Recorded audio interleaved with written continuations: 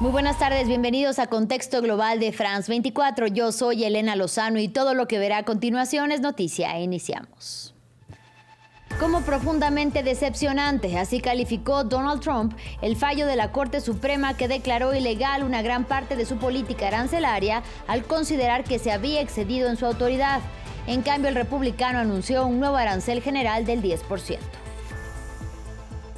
Chile rechaza las sanciones impuestas por la administración Trump contra 3 funcionarios de su gobierno, entre ellos el secretario de Transportes y Telecomunicaciones. Washington los acusa de supuestamente socavar la seguridad regional. Esto a raíz de la construcción de un cable submarino de fibra óptica que une a Chile y China. Al menos 10 personas murieron y decenas resultaron heridas a raíz de los ataques de Israel contra territorio libanés perpetrados este viernes. Según Tel Aviv, estaban dirigidos a militantes de Hezbollah. Medios estatales reportaron un ataque contra un campo de refugiados palestinos al sur de Líbano.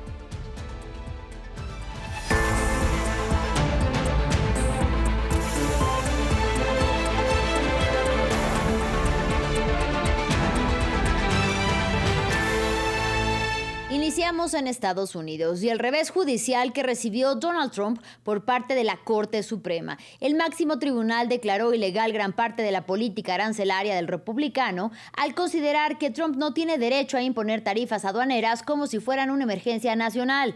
El presidente se declaró profundamente decepcionado por la decisión de la Corte de mayoría conservadora y anunció en su lugar un nuevo arancel general del 10% con base en un código de comercio de 1974. Aquí todos los detalles. Una decisión de la más alta corte que pone en pausa la mejor herramienta que encontró Trump para amedrentar a las naciones. El Tribunal Supremo falló a favor de anular los aranceles impuestos por el presidente estadounidense a la mayoría de los países. Trump impuso sus condiciones arancelarias bajo una ley destinada a ser utilizada en emergencias nacionales. Y ahora el alto tribunal determinó que el uso por parte del presidente de esa ley, con fecha de 1977, fue ilegal. La Ley de Poderes Económicos de Emergencia Internacional no otorgó al presidente la facultad de imponer aranceles. Son ilimitados en cuanto a su alcance, cuantía y duración. El caso se devuelve con instrucciones para desestimarlo por falta de jurisdicción. Y un aviso a navegantes, porque según destaca el tribunal, la imposición de aranceles fue un exceso de autoridad. El gobierno interpreta que la Ley de Poderes Económicos de Emergencia Internacional otorga al presidente la facultad de imponer unilateralmente aranceles ilimitados y modificarlos a su antojo. Esa interpretación supondría una ampliación transformadora de la autoridad del presidente sobre la política arancelaria. Donald Trump se mostró enfadado con la decisión judicial y cargó contra la Corte Suprema. La sentencia del Tribunal Supremo sobre los aranceles es profundamente decepcionante y me avergüenzo de algunos miembros del tribunal por no tener valor de hacer lo que es correcto para nuestro país.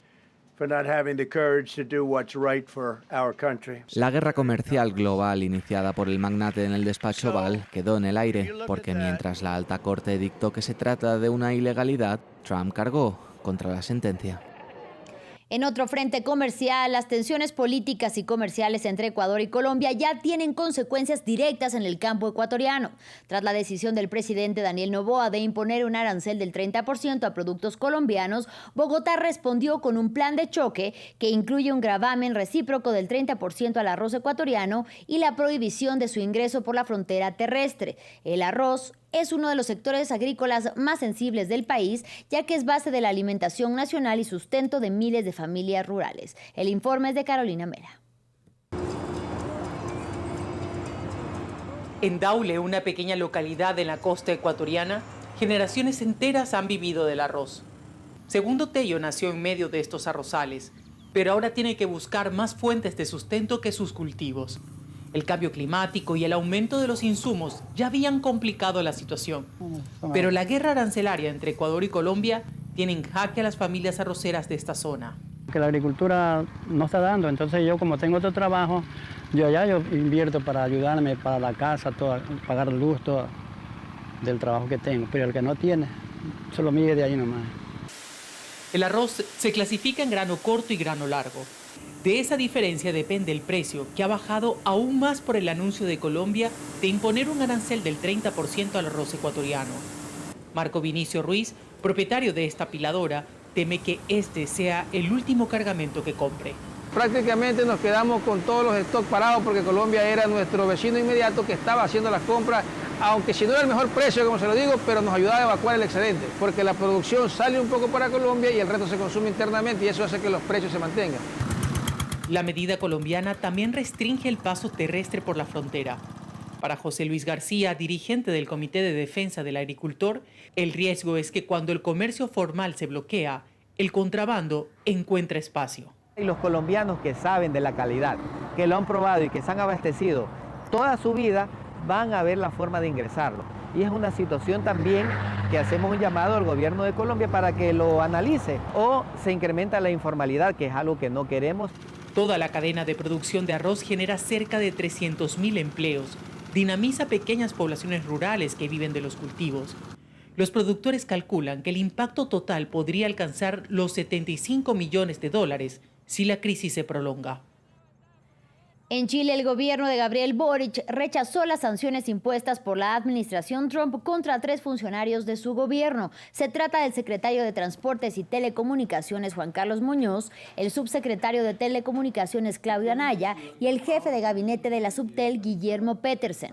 Washington los acusa de supuestamente socavar la seguridad regional y les ha revocado su visa y también las de sus familiares. Esto a raíz de los planes del Palacio de la Moneda de construir un cable submarino de fibra óptica que una a Chile y a China. Que Chile es y será autónomo en las decisiones que tome. Y que nuestro canciller, Alberto Van Claveren, ha citado al embajador de Estados Unidos, a la Cancillería, para pedirle explicaciones de esta medida arbitraria, unilateral y sorpresiva que desde nuestro punto de vista no tiene ninguna justificación.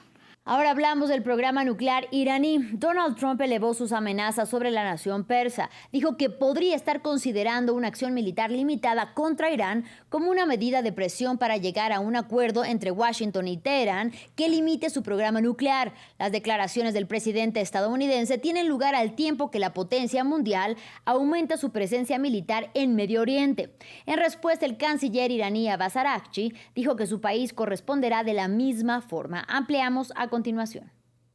Un riesgo real de agresión militar. Así calificó Irán la retórica del presidente estadounidense Donald Trump contra Teherán. La República Islámica considera que si es atacada, todas las bases estadounidenses en la región serán objetivos legítimos. Y casualidad o no, más aviones cisterna estadounidenses están en la pista de este aeropuerto de Sofía en Bulgaria. Un posible indicativo de que más tropas estadounidenses estarían movilizadas y listas para intervenir si su comandante en jefe da la orden. Varios medios de comunicación estadounidenses anuncian posibles ataques contra Irán durante el próximo fin de semana. Todo esto después de las palabras del republicano. Así que ahora quizás tengamos que ir más allá o quizás no.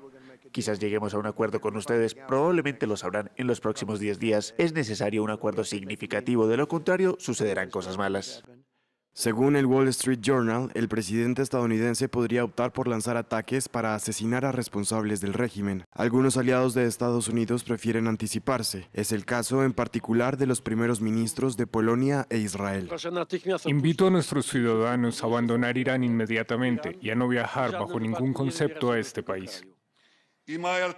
Si los ayatolás cometen el error de atacarnos, se enfrentarán a una respuesta que ni siquiera pueden imaginar. Todo ello son señales de que las conversaciones indirectas no habrían logrado por el momento calmar las tensiones. Washington querría incluir en un futuro acuerdo la renuncia de Irán a su arsenal de misiles balísticos y el apoyo prestado a sus aliados regionales.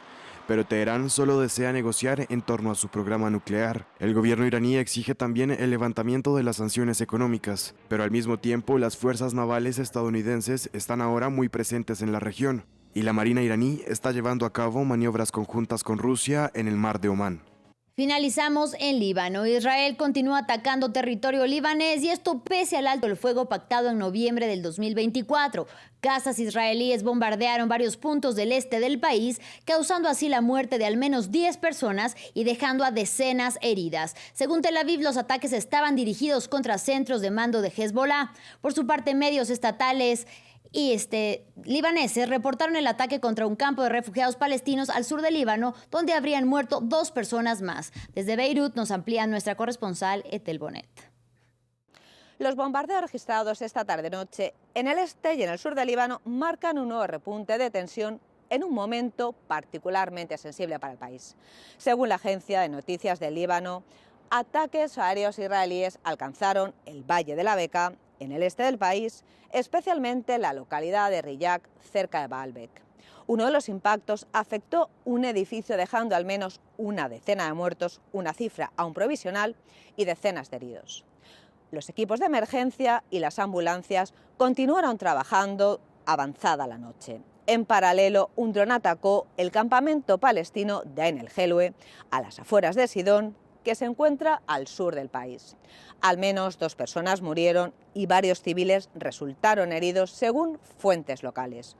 Es el campamento más densamente poblado del Líbano, que ha sido escenario recurrente de tensiones internas y regionales. El ejército israelí afirmó que los objetivos estaban vinculados con Hezbollah y con infraestructuras utilizadas por facciones palestinas armadas. No hubo comentarios inmediatos del movimiento chií sobre los ataques en la región de la Beqa. Estos bombardeos coinciden también con el inicio de la segunda fase del proceso de desarme acordado tras el alto el fuego en noviembre de 2024, una de las etapas destinadas a reforzar el control estatal sobre el armamento pesado. El momento elegido podría interpretarse como una señal estratégica.